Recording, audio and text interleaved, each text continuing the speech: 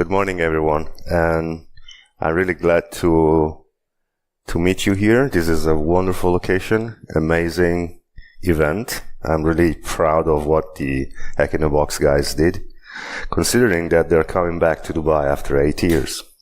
So this is the first event in the Hack in the Box series since 8 years ago. Many things changed in the last 8 years. As you all know, the world, especially in the cyber domain, has changed pretty much. So, well, it is my pleasure to, of course, welcome you to this ComSec track. It's going to be a 2 days track with, I think, 17 or 18 speeches, which is amazing. Fantastic speakers, excluding myself. And so enjoy it. We're very proud to be sponsoring this concert track. We did it already in other events because we want to support the community, and we think that by sponsoring these free speeches, we can achieve this goal, at least in part. So my presentation will be about how we think that we can improve the inner workings of the zero-day market.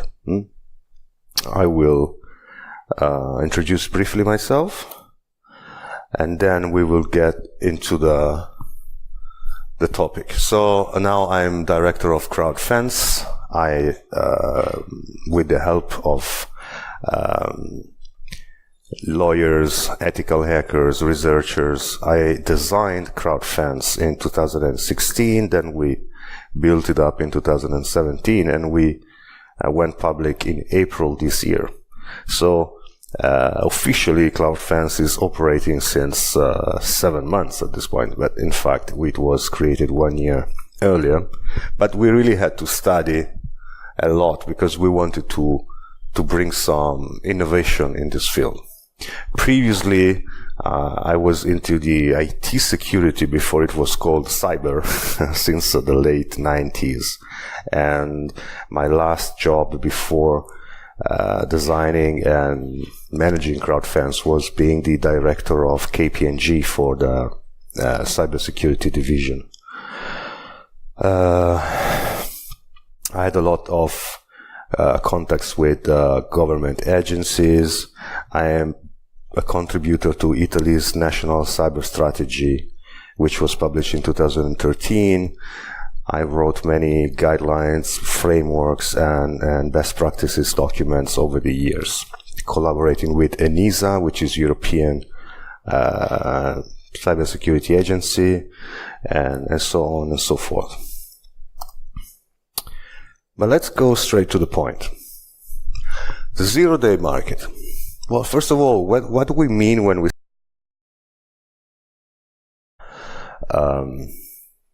undisclosed software vulnerability? Something that the producer of the software itself is not aware of. So why is it useful nowadays? Historically, 0 days were mostly used, at least at the beginning in the 90s and then the early 2000s, were mostly used for cyber criminal purposes because they gave criminals amazing advantage against defenders since they could use a vulnerability that was unknown. But then slowly governments realized that the cyber domain, the so-called fifth domain of operations, besides air, land, sea, and space, the fifth domain of operations was strategic, very important, could give very good advantage with relatively low costs and relatively low risks. So in the end, almost all countries in the world nowadays have a official public cyber strategy where they state that they are willing to use tools in the cyber domain to meet their goals. Of course, there is a major distinction in between military uses in support or as an alternative to kinetic attacks. And then there is the very wide law enforcement and intelligence area where these tools can be used basically for, usually for information gathering activities. All this said, the problem that we have today is that the topic is strategic. It was officially declared strategic by many, many countries. So the demand side is there, but the offer side is still shady, underground, strange, illegal, which is a problem in itself. I mean, we have good uses from a government point of view, because these tools can be used to go after terrorists, international criminal rings, whatever.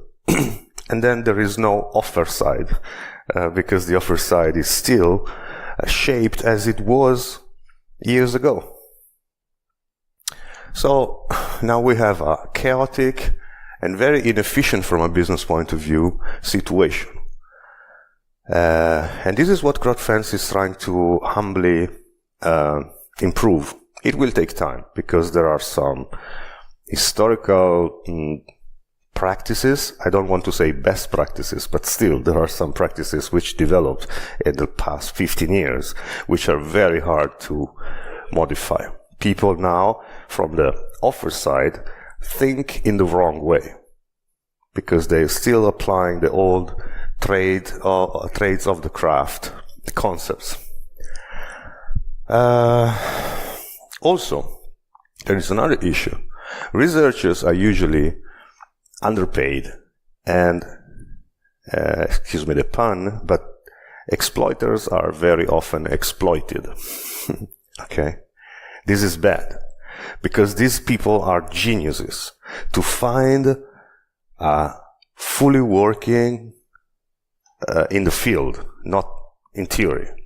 iOS chain or Android chain, it requires many months of work, a lot of know-how, a lot of skills. It's an amazing complexity nowadays. And things are getting worse and worse. So independent, individual researchers who could find low-hanging fruits until 2-3 years ago, pretty easily, now are really struggling to find good stuff. Which is government grade. Of course, you can find a bug in a plugin of WordPress, but that's not what we're talking about. We are talking about chains for mobile operating systems, for browsers, and you know that browsers were modified and improved a lot in the recent years by vendors. So, for example, to find a fully working chain for Google Chrome nowadays is a fantastic feat of technological skills and hacking skills. So these guys and girls, because there are also ladies in the field, are not paid well enough, are ripped off by intermediaries, are ripped off by shady brokers who have nothing to do with the research in itself, but they're just in the middle, and they are alone. They don't have legal protection. They usually do it as a second job. So you can imagine this is not right. How can they dedicate 6 months of their life, 20 hours a day on a problem if they have to pay the bills and they have to go to work in the morning to pay the bills? And which is creating a vacuum of talents. Because of course, I mean, if I were 18 or 20 today, I would go to work for SpaceX if I were a genius. Because that is a satisfying, new, fantastic endeavor where I can get paid well and be respectable. I would not spend my nights working on 0 days, even if I am able to do so, because in the existing situation, it's impossible to do it. Or at least it's possible to do it only for a short period, and then you have to give up and to do something else. So we are losing a lot of talent. So what do we propose? It is very simple. In theory, it's very simple. In practice, it's incredibly difficult. We want to normalize this field as much as possible, knowing that it is not normal in itself. So it will never be like selling or trading other kind of goods. But still, the more we can normalize it and streamline this business, the better. For example, the fact that you never can speak openly with these people. You always have to, use WhatsApp and then Signal, then Trima, then ProtonMail, then PGP. Makes all these deals extremely complex, long, and wasteful in terms of resources. There are a lot of misunderstandings. It's a disaster. So what we propose to do, as not only our behavior, but as a market best practice, to protect and pay researchers more. We are trying to do this, the protection side, with proper contracts. We spent 1 year designing contracts with a pool of lawyers, because this is new. This topic is new. There are no historical precedents. We really had to think a lot. There is Wassenaar, and you have to, of course, take care of Wassenaar. There are so many issues involved. And pay researchers more. Of course, one thing that we're trying to do, for example, is to avoid hit-and-run deals and to create long-term relationships with them, so they can have the resources to continue in their research.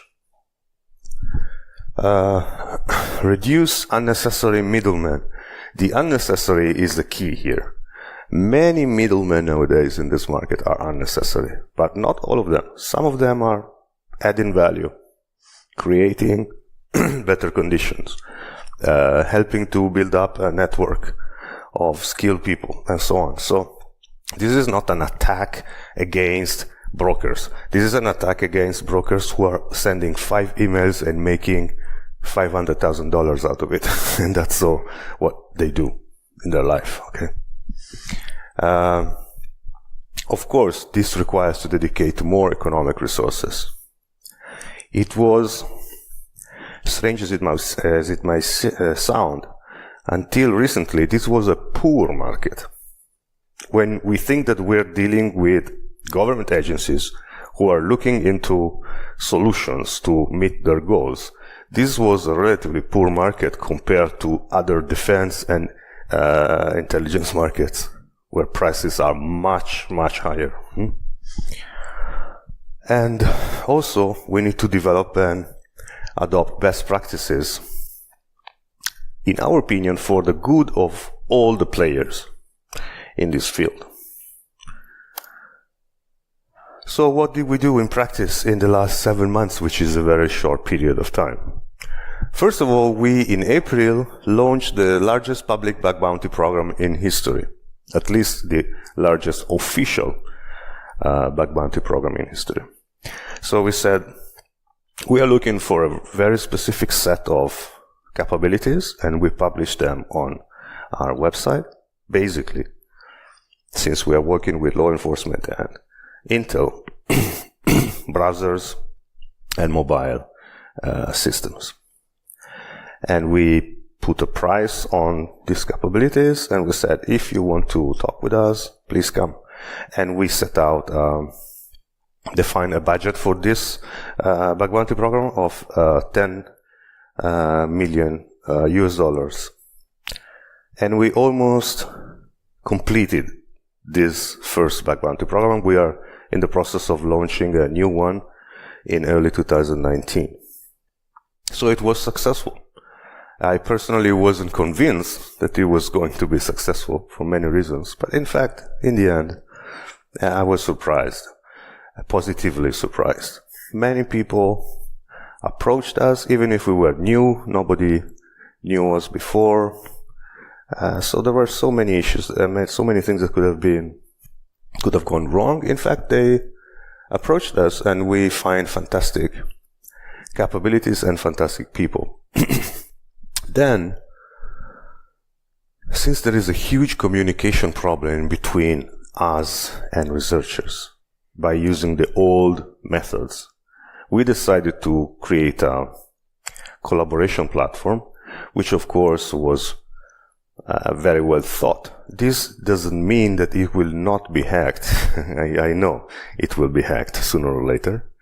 But if you hack it, you probably won't end up with interesting results because of the way it is made.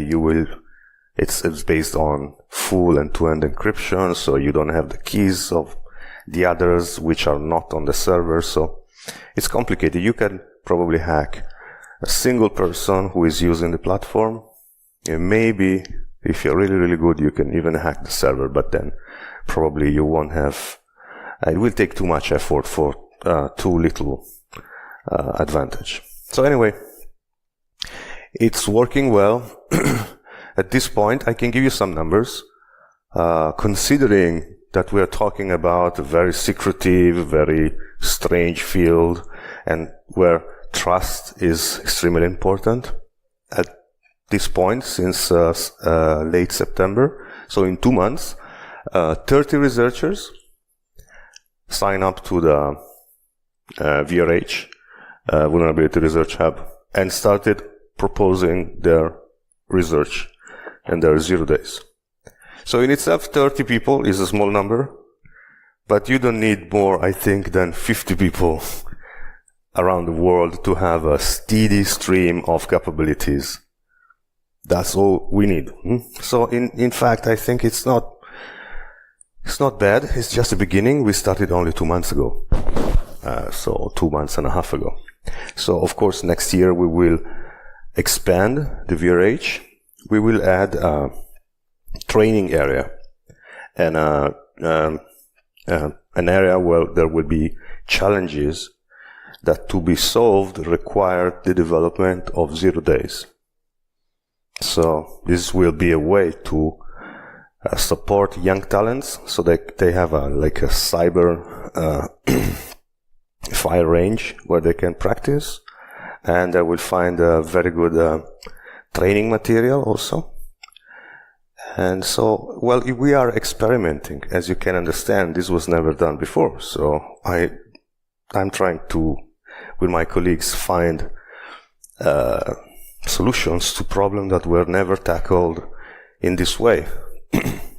So we might fail, but for the time being, I'm happy to confirm that it is working. This is the public bug bounty program that we launched last April. So, as I said, we were able to purchase top quality capabilities in all these areas, which, as you can see, are Chrome on Windows, Safari on macOS, Safari on iOS, Chrome on Android, which is basically the minimum set of tools that law enforcement or intelligence agency today requires to perform effective information gathering activities. Of course, there are so many, in the cyber domain, besides lawful interception, tactical tools that can be used against Wi-Fi or against radio, and so on and so on. These are the tools that we are actively scouting for on the market, which are used for a very specific set of activities and against a very specific set of targets. One important thing is that we don't support, it's a decision, the development of cyber weapons. We think that it is a very complex field and it's too early to tackle that problem because there are really so many problems. We received, by the way, much more than we asked. So there is a huge quantity, and we will publish some statistics. I cannot, of course, give you the details, but we will publish some statistics early next year. We received, most of the proposals for 0 days that we received were for SCADA ICS systems, wearable medical devices, Internet of Things devices, connected vehicles, telco gear, carrier grade gear, routers, and so on and so on. This part, which is where we are focusing, is 15% of the 0 days offers that we received in the past 7 months. We received so much stuff which is extremely dangerous. It's out there on the market. Somebody's going to buy it. So imagine tens of 0 days for SCADA and ICS systems that we refuse, but are out there. So this gave us a tremendous insight of how dangerous is the fact that this field is totally unregulated. There is no way, for example, to give a severity definition of 0 day from a social perspective. The only kind of severity index we have now describes the individual vulnerability associated risk. This is so 2000. This is so old. Because this stuff can destroy countries if misused. Okay? But we are not there. We still have to define a scale, like for earthquakes, to define the potential social impacts of a specific 0 day, so that we know what we are dealing with. When we are dealing with chemical elements, if it's salt, we treat it in one way. If it's plutonium, we treat it in another way. But here everything is mixed up. So we just raised our hand and said, guys, send us your 0 days. And we received things that were in a very broad spectrum, from mostly harmless to Armageddon level. Okay, this gave us a feeling that we need to improve this situation very quickly, okay? Because certainly, even if we refuse to buy this stuff for healthcare wearables, like pacemakers, for example, someone else will have bought it and they have it in their arsenal, okay?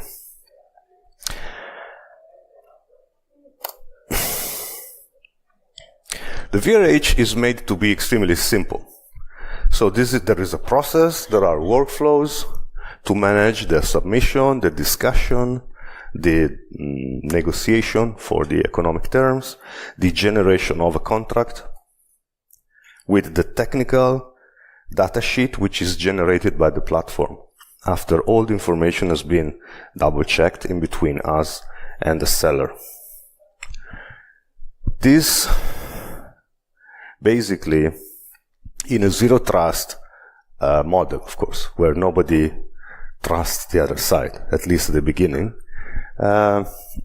works because it reduces entropy, it reduces misunderstandings, it reduces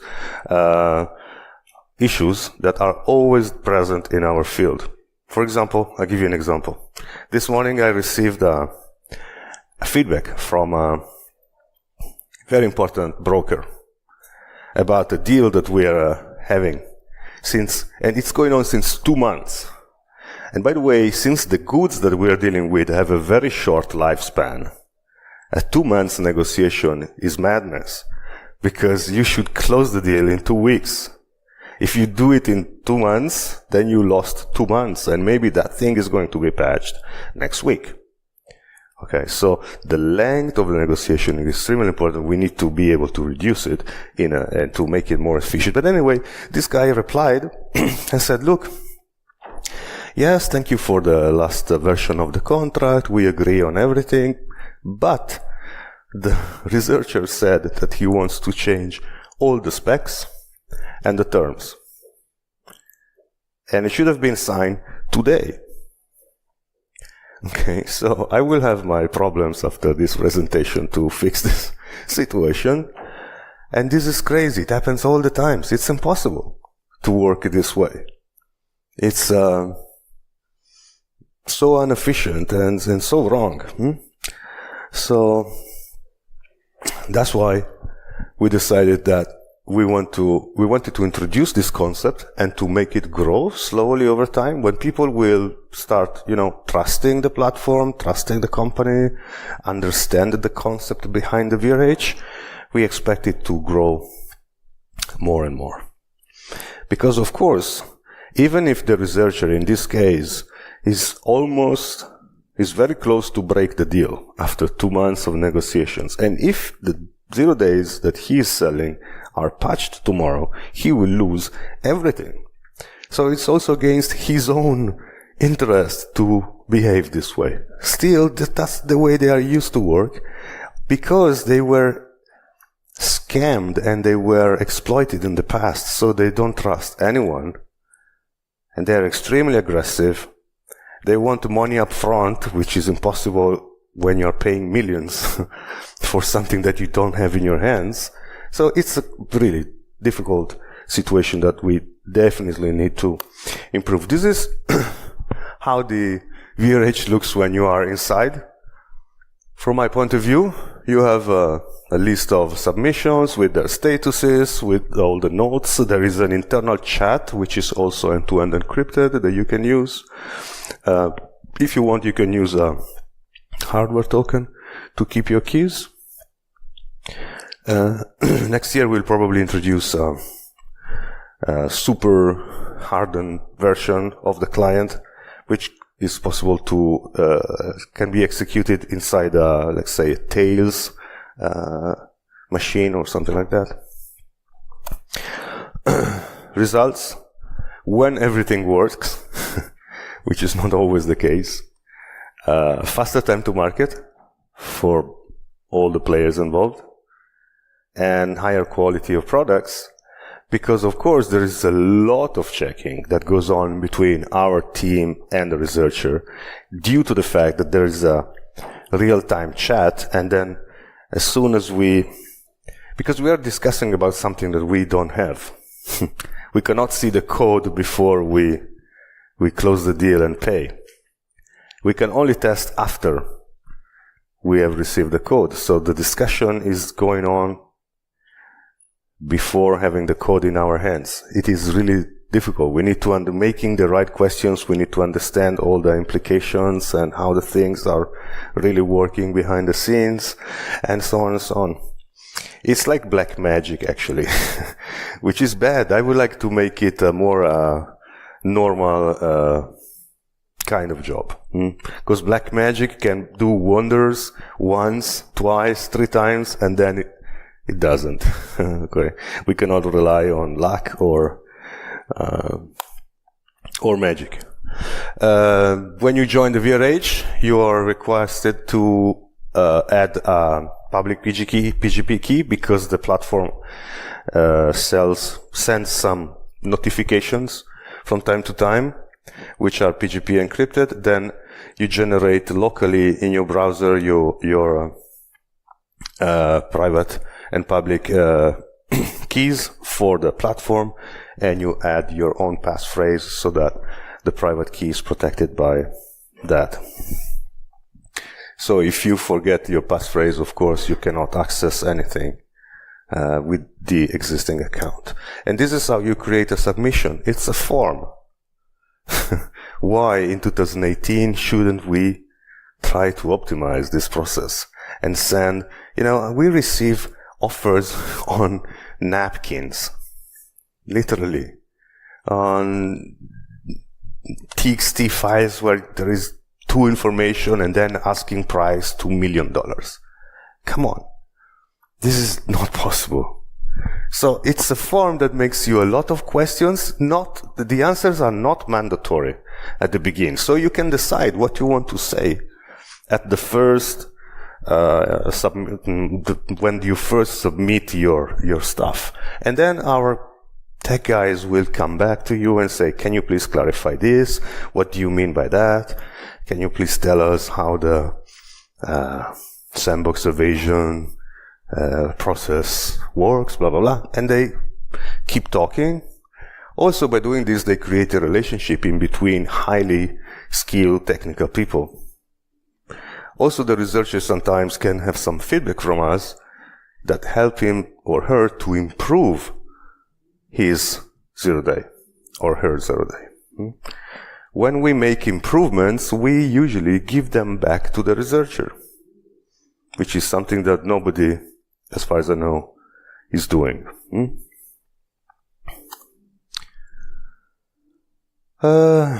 Yes, so basically, that's it. We have been into actively working on this 0 day trade since a few months. So this is basically less than 1 year that we are on the market. And so this is a very preliminary presentation that I'm giving you. I'm sure that next year I'll be able to show you numbers, stats, graphs, and to tell you much more. We are learning every day. There is so much to improve in this field. There are also amazing opportunities, actually, because, of course, when something is unregulated, there are pros and cons. In this case, there are more cons, in my opinion, but still, there are wonderful opportunities to be part of let's call it the current, the ideological group that brings improvement to this market. Because nowadays it's like a Wild West. But on the other hand, it has become so important, so strategic, and the speed of things has increased so much that we need to fix it. So I still have, in theory, 3 minutes left, but I'm happy to leave them to the technical speeches which will follow, unless you have a question for me, which I'll be glad to answer, of course. Thank you, Andrea. Any question? Any questions from the room? Anybody? If you don't feel like, okay, please. Yeah. One moment. Otherwise, we can speak outside. Hi, my name is Salman. I'm from Al Faizan, and I'm the IT manager for there. Just a question. You said that you get to see the code after you pay up, right? Yes. So what happens if, for example, the code is not what you expected? Well, they try to scam us every day. Every day. For very large amounts, by the way. But we can make, background checks. So, we managed to have an idea of who the seller is and if he's trustable or not. It's not perfect. Okay. Until now, we didn't lose money, but we could because of this mechanism. Of course, when you create a better relationship, a trusted relationship with these researchers, then you can change the terms. You can say, no, come on, I already bought this and that. We paid you with no problems. Also because I forgot to say one thing. We always offer in our contracts some months of maintenance. And then we also offer to extend the maintenance after the first maintenance period has expired and if the bug is still alive. Which is one way to support the researchers, because of course if they have months of maintenance after the first sale, they will have resources to improve it or find something else, So, you're right, there are a lot of scammers. 2 weeks ago we received these POC videos, proof of concept videos. Of course a video is nothing, you can fake it. Still, impressive videos for 0 days, for Chrome, Thunderbird, Edge, and Chromium. And these videos were really convincing. So, of course, we started to ask questions, and in the end it came out that this guy is a serial scammer. But how could we find it out? Because we start talking with other buyers. And by doing this, we realized that the same guys was offering the same stuff to everybody, with very strange requests. Only Bitcoin, everything in advance, strange stuff. So we managed to avoid being scammed for this time. Still, it's a big problem. In perspective, I'm